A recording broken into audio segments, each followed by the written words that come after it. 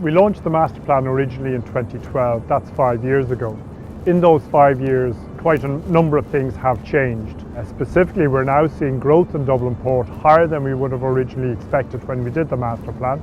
We now think what we're seeing is a return of the Irish economy and a return of port volumes to what we would have seen in the period before the recession.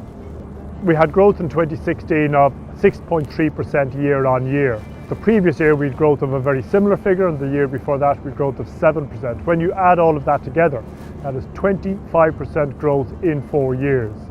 And with the growth of the Irish economy and the projected growth of the Irish population, we think it is a trend we're going to see for the next 5, 10 and even 15 years.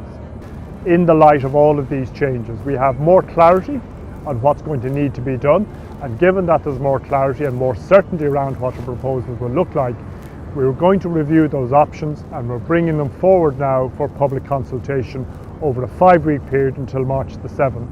What we're going to look at are the projects beyond the Alexandra Basin Redevelopment Project, which we have already commenced.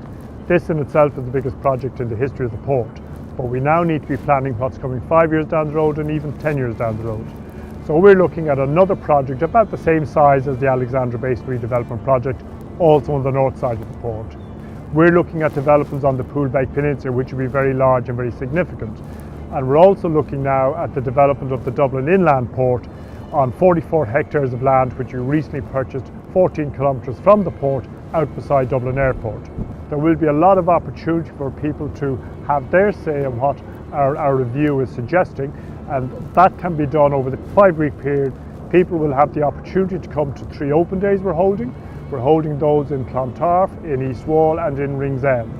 People will also be able to drop into the offices here in Dublin Port and see the physical plans that we're putting out there. And of course, people will have access through our website, and all details of the public consultation avenues open are available on the website.